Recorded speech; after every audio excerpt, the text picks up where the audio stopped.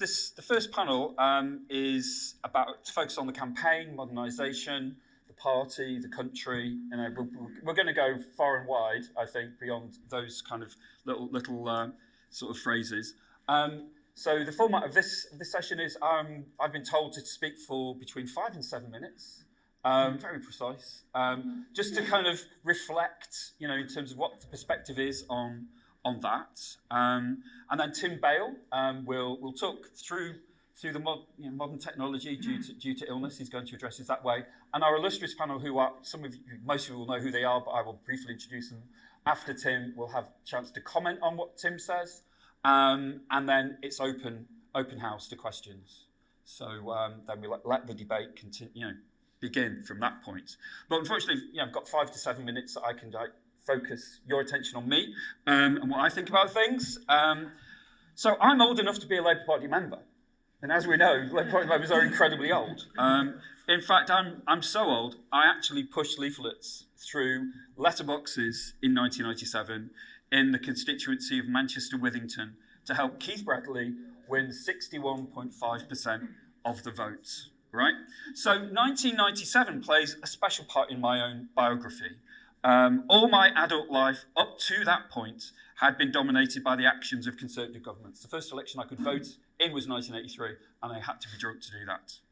I remember how benignly and warm and sunny election day was, and the day after, when the results were being announced, and how weird and how wonderful it felt to see Blair, Mr. Tony Blair, walk around number 10 as Prime Minister, right? When the cameras were going through and he was there with Shireen. It was all just so odd, but great. So we've got that personal investment in all of this. But as a historian, I know that you can't completely trust memory, and that perspective shifts this way and that on events in the past, and how, most obviously, the reputations of party leaders can go up and down and then up again, depending on who and what comes after. There are also equal dangers of nostalgia and hindsight that bedevil those who want to look soberly at the past, and especially the recent past. 25 years is still the recent past, when we were all so much younger than we are today. Now, as our panel is composed of political scientists, historians, and actually those who took part in the events themselves, there is, I think, every reason to believe that we can navigate those kind of dangers and chart a sensible course to looking back at 1997. At the very least, we're going to get very different perspectives. And of course, you will have your own too. But there are numerous and contradictory perspectives on offer regarding 1997. Indeed, how to interpret an election, especially when it comes to the Labour Party, when it seems that more effort is put in understanding the result than actually trying to win, it's fiercely contested. And I suspect it will be today. So just to give an example, in 2017, I curated an exhibition at the People's History Museum that marked the 20th anniversary of that 1997. It was, because it was a People's History Museum, a public museum, it was meant to provoke debate.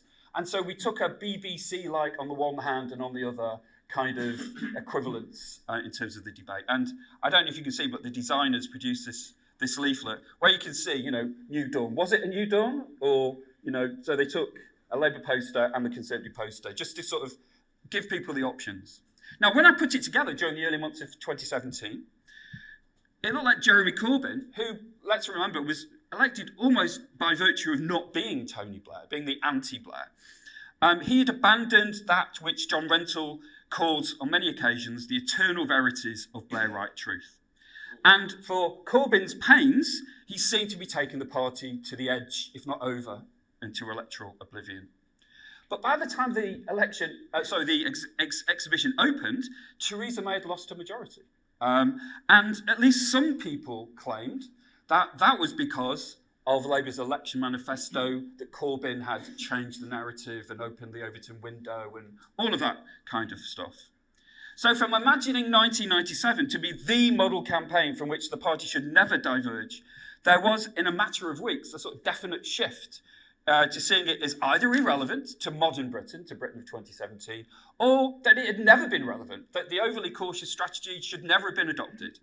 And those running the party at the time had been those who'd attacked that strategy in the 1990s themselves and had been running the party in 2017, seemingly and unexpectedly, but as it turned out, very temporarily, had been doing rather well. So it's always up for debate, and there can be some very quick shifts. But even before 2017, there were critiques of 1997, informed by the Brexit vote and Corbyn's own election as leader, both of which people said had their origins in modernisation, the modernisation of the Labour Party and the election campaign and what happened after in 1997, both within the party and within the electorate.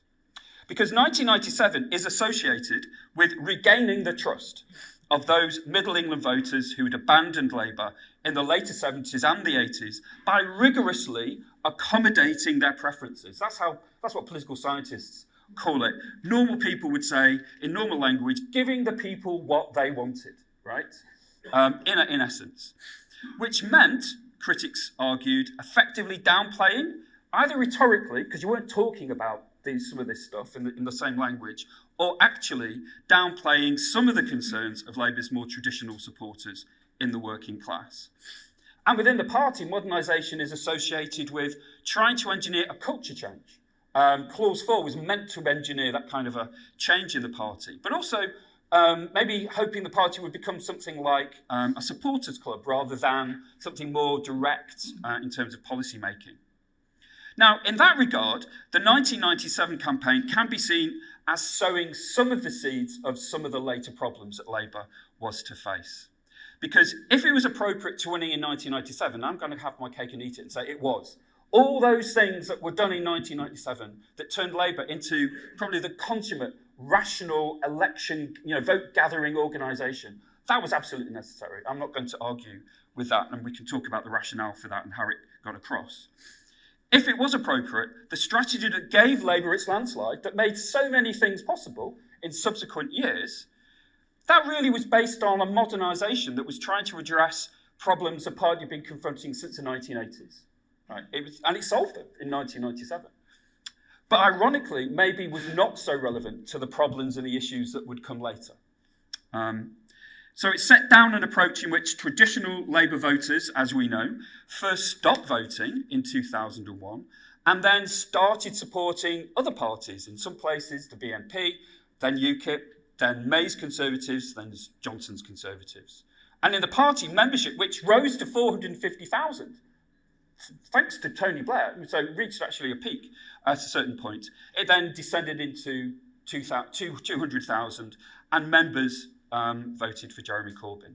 So I'm running the danger of being called Captain Hindsight, and that's a terrible thing, obviously, so Boris doesn't want to keep saying it, in saying that the modernisation strategy that led to 1997, and so Labour's prolonged period in office, looks like a kind of an opportunity that was wasted. I mean, that's a historical perspective. Historians can have their cake and eat it. And that Labour failed to transform society and politics as much as maybe it needed to and should have done. And I'm not the only one, however. I'm not just Captain Hindsight, the historian. Some sympathetic contemporaries also thought this too, that something needed to happen, at least in the second term, maybe towards the latter stages of the first term. Philip Gould, I think I read something from someone called Margaret Hodge about that, sort of having some concerns. Peter Kilfoyle, I mean, these are not Corbynites in waiting, these are not the hard left. But the one I want to quote is Peter Hyman, who probably a lot of you in this room know or know of, who loyally worked with Tony Blair as a speechwriter and a strategist, but in 2003 left Number 10 to follow what is an extremely illustrious career, very important career in education, to become a teacher. But writing in 2005, which is the year Keith Bradley lost his seat to a Liberal Democrat and ceased to be IMP, Hyman argued that Labour no longer needed to, quote, reassure people we can be trusted with government. We have proved that. I passionately believe that you cannot create a modern social democratic country by stealth. You have to argue for higher taxes to pay for education and health, argue for greater tolerance for minorities, argue for greater opportunity for those denied it. We have to build a grassroots movement that will sustain New Labour in the long term. We have to use our powers of persuasion, right?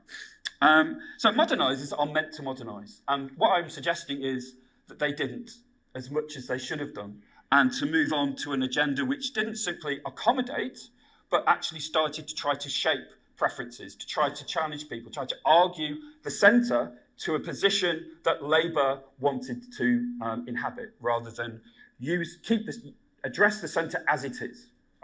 That's essentially what I'm suggesting. It worked for 97, it had to be in 97, but once in government, things didn't quite happen. So on that bombshell, I'll end.